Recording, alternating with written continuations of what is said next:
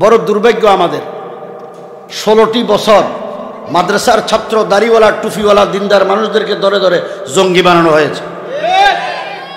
আজকে দেশ তারা যে পলাইছে, পলানোর পরে আজকে কয় মাস হইল? কয় মাস?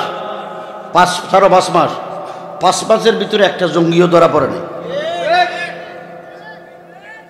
আমি জেলে ছিলাম, রিমান্ডও ছিলাম 51 দিন। আমাকে একদিন রিমান্ড শেষ করার পরে কোর্টে নিয়ে গেছে, এক গারদে রাখছে। দেখি যে সেখানে দাড়িওয়ালা, চুল লম্বা, ফরনে পাঞ্জাবি, পায়জামাটা 2 সেজে কমপক্ষে 2-4 বছর হবে, এরকম মহিলা 3 ছাত্রকে নিয়ে আসছে, বয়স 22-23 বছরের। যেহেতু দাঁড়িয়ে আছে মনে করছি মাদ্রাসার ছাত্র। জিজ্ঞেস করার পরে দেখি যে না, ওরা মাদ্রাসার ছাত্র না, ওরা হলো ঢাকা বিশ্ববিদ্যালয়ের চালু করার ছাত্র, যারা আর্ট করে, ছবি আঁকে। এদেরকে জিজ্ঞেস করলাম তোমরা কি মামলায়? হুজুর আমাদেরকে জঙ্গি মামলা দিছে। ঢাকা বিশ্ববিদ্যালয়ের ছাত্র জঙ্গি মামলায় কেন? আমরা 3 বন্ধু একসাথে রাস্তায় গল্প করছিলাম, হঠাৎ করে একটা সাদা মাইক্রো এসে আমাদেরকে তুলে নিয়ে গেল। 7 মাস গুম করে রাখছে। 7 মাস পরে আমাদের কোনো কিছু না পেয়ে আমাদেরকে জঙ্গি মামলায় চালান করে দিছে। তো একজনের জিজ্ঞেস করলাম তোমার নাম কি? প্রথম যারে জিজ্ঞেস করলাম সে বলে আমার নাম শিমুল।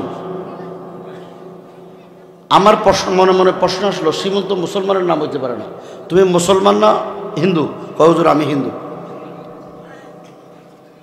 হিন্দুরাও জঙ্গি মামলা থেকে বাদ পড়েনি, ঠিক নেই? এই জন্য এটা মনে রাখবেন,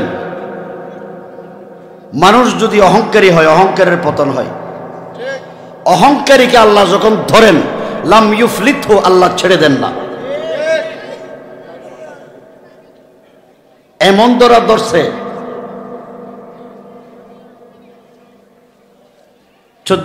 16 বছরের শাসক, আল্লাহ জানে কয়শো বছরের সাজা হয়। তবে মনে রাখেন, নবীর ওয়ারিস উলামায়ে কেরাম যারা বেগুনাহ মাসুম বাচ্চাদের বুকে গুলি করে শহীদ করেছে, যারা নবীর দুশমনদেরকে সাহায্য করেছে, সহযোগিতা করেছে, আর নবীর আশিকদেরকে যারা হত্যা করেছে, তাদের বিচার বাংলার জমিনে একদিন না একদিন হবেই হবে ইনশাআল্লাহ।